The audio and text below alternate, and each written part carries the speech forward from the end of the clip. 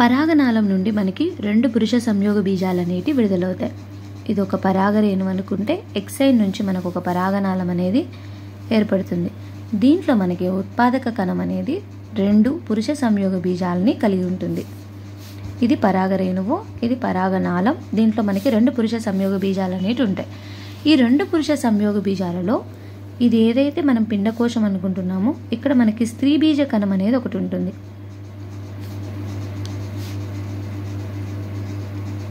ఈ 2 పురుష సంయోగ బీజాలు అనేటి పరాగనాళం మనకి కీలాగ్రం గుండా లోపలికి ప్రవేశించి రంధ్ర సంయోగం, చలాజోగమి, మీసోగమి అలా 3 పద్ధతులలో అండద్వారం గుండా లోపలికి ఎంటర్ అవుతుంది. ఇలా ఎంటర్ అయిన తర్వాత ఒక పురుష బీజ కణం స్త్రీ బీజ కణంతో సంయోగం చెందుటను ఫలదీకరణ అంటాం. ఒక పురుష బీజ కణం స్త్రీ బీజ కణంతో ఫలదీకరణ చెందుటను సంయోగం చెందుటను ఫలదీకరణ అంటాం. ఇక్కడ 2వ పురుష బీజ కణం ఉంది కదా, ఆ 2వ పురుష బీజ కణం కేంద్రకంతో సంయోగం చెందుతుంది. ఇక్కడ 2వసారి ఇది ఫలదీకరణ, ఇది 2వసారి జరుగుతుంది కాబట్టి ఇది ద్విఫలదీకరణ. ఇక్కడ male gamete female gamete fusion అవ్వడం వల్ల మనకి ఫామ్ అయ్యేది జైగోట్, సంయుక్త బీజం. ఇదే తర్వాత పిండంగా మారుతుంది. ఇక్కడ ద్విఫలదీకరణ వల్ల జరిగేది మనకి ఏంటంటే ప్రైమరీ ఎండోస్పర్మ్ న్యూక్లియస్ అనేది ఫామ్ అవుతుంది. ఇదే తర్వాత మనకి ఎండోస్పర్మ్ అంకురచ్చదంగా మారుతుంది. ఈ అంకురచ్చదం ఏదైతే ఉందో ఇక్కడ పెరుగుతున్న బిడ్డకి ఆహారాన్ని అందించడంలో ఇది ఉపయోగపడుతుంది.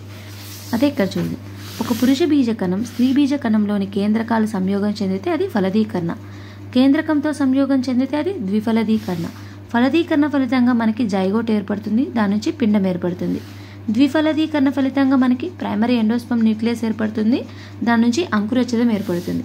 ఫలదీకరణలో మనకి male gamete female gamete fusion అవుతాయి, అంటే ఎన్ కాబట్టి 2n. కానీ ఇక్కడ మాత్రం మనకి ఒక మేల్ గ్యామెట్ ఇంకొక న్యూక్లియస్ 3 సెల్స్ ఉంటాయి కాబట్టి ఇది ట్రిపుల్ ఫ్యూజన్ 3n అనమాట. ఈ ఫలదీకరణ జరిగిన తర్వాత వచ్చే మార్పులు ఏంటో చూద్దాం. ఫలదీకరణ అయిపోగానే మనకి కేసరాలు, కీలం వంటివి వడిలి రాలిపోతాయి. అంటే మీకు ఇదంతా ఆల్రెడీ తెలుసు. ఇది ఒక కీలాగ్రం, అండకోశం, అండాశయం, పిండకోశం. ఇక్కడ ఉంటుంది మనకి పిండకోశం అనేది. ఇక్కడి నుంచి పరాగరేణు అనేది ఒక పరాగనాళాన్ని ఏర్పరచుకొని 2 పురుష బీజ కణాలను తీసుకొని వచ్చి ఓ ఫలదీకరణ, ద్విఫలదీకరణ అనేది జరుపుకుంటాయి. ఇప్పుడు ఈ ఫలదీకరణ అయిపోయిన తర్వాత జరిగే మార్పులు ఏంటో చూద్దాం. అండం అనేది విత్తనంగా మారుతుంది, అండాశయం అనేది ఫలంగా మారుతుంది. అంకురచ్చదం అనేది స్వేచ్ఛా కేంద్రక అంకురచ్చదం అనేది ఉంటుంది. వాటి చుట్టూ ఎలాంటి కణకుడ్యాలు అనేవి ఉండవు. అంకురచ్చదం మనకు కణయుతంగా ఉంటుంది. మనకి కోకోనట్లో వాటర్ అనేది ఉంటుంది కదా, కొబ్బరి నీరు అనేది, అది మనకి అంకురచ్చదానికి ఎండోస్పర్మ్కి ఎగ్జాంపుల్ అనమాట. స్వేచ్ఛాయుత కేంద్రక అంకురచ్చదానికి ఉదాహరణ.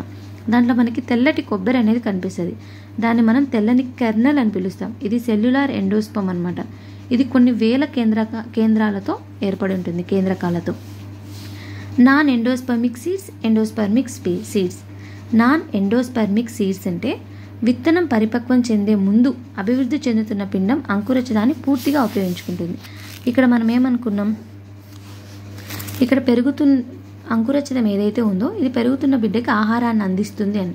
కానీ విత్తనం ఏర్పడే టైంకి ఇది కంప్లీట్గా యూజ్ చేసుకుంటే దాన్ని మనం నాన్ ఎండోస్పర్మిక్ సీడ్ అంటాం. అంటే ఇంక ఎండోస్పర్మ్ అనేది మిగిలి ఉండదు. అలా ఉంటే వాటిని మనం నాన్ ఎండోస్పర్మిక్ సీడ్స్ అంటాం. దానికి ఎగ్జాంపుల్ అనేది బఠానీ, వేరుశనగ, చిక్కుడు. అంకురచ్చదాన్ని పూర్తిగా వినియోగించుకుంటాయి. అలా కాకుండా మిగిలి ఉంచుకున్నాయి అనుకోండి. ఇప్పుడు కొబ్బరికాయ ఉంది, విత్తనం, అది కొబ్బరికాయ విత్తనం అనుకోండి. అక్కడ మనకి కోకోనట్ వాటర్ అనేది అలాగే ఉంది కదా, అంకురచ్చదం అనేది మిగిలి. అలా ఒకవేళ అంకురచ్చదం మిగిలి ఉంటే ఎండోస్పర్మిక్ సీడ్స్ అంటాం. అంకురచ్చదం పూర్తిగా అయిపోతే నాన్ ఎండోస్పర్మిక్ సీడ్స్ అంటాం. ఈ మిగిలి ఉండే వాటికి ఎగ్జాంపుల్ ఆముదం, కొబ్బరి. ఈ మిగిలిన అంకురచ్చదం అనేది ఏ సమయంలో వినియోగించబడుతుందంటే మొక్కలలో విత్తనాలు మొలకెత్తే సమయంలో ఉపయోగపడుతుంది. అంకురచ్చదం అనేది మిగిలిపోయి ఉంటే మనకి పిండాభివృద్ధి అనేది జరిగేది ఎక్కడ అంటే పిండకోశంలోని అండద్వారం కొన వద్ద జైగోట్ నుంచి మనకి కొన్ని విభజనలు అనేవి జరుగుతాయి అన్నమాట, అంకురచ్చదం ఉపయోగించుకుంటూ. ఈ అభివృద్ధి చెందే పిండానికి తప్పకుండా మనకి ఏది కావాలి, అంకురచ్చదం అనేది పోషణ కోసం కావాలి. ప్రారంభ దశలో పిండాభివృద్ధి అనేది ఏకదళ బీజాల్లో, ద్విదళ బీజాల్లో ఒకే విధంగా ఉంటుంది. కానీ నెక్స్ట్ జరిగే ప్రాసెస్లో చూసుకుంటే ద్విదళ బీజ పిండాల్లో సంయుక్త బీజం అనేది ప్రథమ పిండంగా మారి తర్వాత గోళాకారంగా, దాని నుంచి హృదయాకారంగా మారిపోద్ది అనమాట పిండం. ఆ పిండమే తర్వాత ఏమైతాయి, ఇవి 2 బీజదళాలుగా మారుతాయి. ఆ 2 బీజదళాలు అనేవి కండగలిగి పూర్తి ఆహారంతో నిల్వ ఉంటాయి. ఎపికాటిల్ అని మనం దేన్ని అంటామంటే, బీజదళానికి పై భాగాన ఉన్న పిండాక్షాన్ని మనం ఎపికాటిల్ అంటాం. ఇది దేంతో అంతమవుతుందంటే ప్రథమ కాండం లేదా కాండపు కొనతో ఎపికాటిల్ అనేది అంతమైపోతుంది. ఈ బీజదళాల కింద ఉండే స్థూపాకార భాగాన్ని మనం అదో బీజదళం లేదా హైపోకటైల్ అంటాం. ఇది రాడికల్తో, ఈ రాడికల్ నుంచి మనకి రూట్స్ అనేటివి ఫామ్ అవుతాయి, రాడికల్తో ఎండ్ అవుతుంది. వేరు కొన అనేది మనకి రూట్ క్యాప్తో ప్రొటెక్ట్ చేయబడి ఉంటుంది. దీని గురించి డిస్కస్ చేసాం. ఏకదళ బీజాల్లో ఉండే బీజదళాల సంఖ్య 1, ద్విదళ బీజాలలో 2. గడ్డి జాతి కుటుంబం అంటే పోయేసి కుటుంబంలో ఉండే బీజదళాన్ని మనం స్కూటెల్లం అని పిలుస్తాం. పిండాక్షం క్రింది భాగంలో మనకి ప్రథమ మూలం అనేది ఉంటుంది. వేరు తొడుగును రూట్ క్యాప్ని కప్పుతూ మనకి మూలాంకుర కంచుకం అనేది ఉంటుంది. కొలియోరైజా అనేది కనిపిస్తుంది మనకి రూట్ క్యాప్ని కప్పుతూ ఉండేది. అలాగే మనకి ఉపరి బీజదళంలోని ఒక ప్రకాండపు మొగ్గ అనేది మనకి లీఫ్ ప్రైమార్డియాని కప్పుతూ ఉండేదాన్ని మనం ప్రాంకుర కంచుకం అంటాం. మూలాంకుర కంచుకం, ప్రాంకుర కంచుకం. రూట్ క్యాప్ను కప్పుతూ ఉండేది మూలాంకుర కంచుకం. రూట్ అంటే మూలం అని పిలుస్తాం కదా, మూలాంకుర కంచుకం. అదే లీఫ్ అయితే ప్రాంకుర కంచుకం.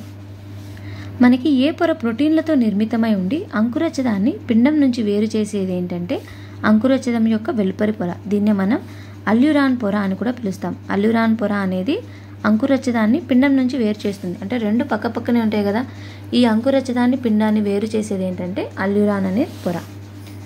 మనకి ఒకవేళ పరిస్పం మిగిలిపోయిందనుకోండి, అంటే పరిచ్ఛేదం అనేది మిగిలిపోయేది ఎక్కడంటే అండాంత కణజాలంలో ఉంటుంది. అండాంత కణజాలం మిగిలి ఉండే మొక్కలు, మిరియాలు, బీట్రూట్లలో అండాంత కణజాలం అనేది మిగిలి ఉంటుంది. అండాంత కణజాలం ఎక్కడ ఉంటుంది, అండ కవచాలలో ఉంటుంది. అంటే ఇది ఒక పిండకోశం అనుకుంటే ఇక్కడ ఉండే వాటిని మనం అండ కవచాలు అంటాం. ఈ అండ కవచాలలో అండాంత కణజాలం అనేది ఉంటుంది. అండాంత కణజాలం మిగిలి ఉండే వాటికి ఉదాహరణ మిరియాలు, బీట్ అన్నమాట. నెక్స్ట్, బీజ కవచంలో మనకి 2 పొరలు ఉంటాయి, వెలుపలి పొర, లోపలి పొర. వెలుపలి పొరని టెస్టా అంటాం, లోపలి పొరని టెగ్మన్ అంటాం. మనకు ఆ బీజ కవచంలో కనిపించే ఒక చారనే మనం విత్తు చార లేదా హైల్యూమ్ అంటాం. ఈ హైల్యూమ్ ద్వారా మనకి అభివృద్ధి చెంది ఫలానికి అతుక్కొని ఉంటాయి విత్తనాలు అనేటివి. ఈ బీజద్వారం అంటే ఈ మైక్రోపైల్ అనే ఉండే ప్రదేశం ఎక్కడంటే విత్తుచార పైన. ఈ విత్తనాలు అనేవి మనకి హైలూమ్ ద్వారా అభివృద్ధి చెందుతుంటాయి. ఈ విత్తుచార అనేది మనకి బీజ కవచంలో కనిపిస్తుంది. ఇక్కడ బీజ ద్వారం అంటే చిన్న రంధ్రం అనేది ఏర్పడుతుంది. ఇక్కడ మన కింది వైపు నుంచి రాడికల్ అనేది వస్తుంది. ఈ రాడికల్ నుంచి రూట్ అనేది ఫామ్ అవుతుంది. పైన మనకి ప్లిమ్యూల్ అనేది ఏర్పడుతుంది.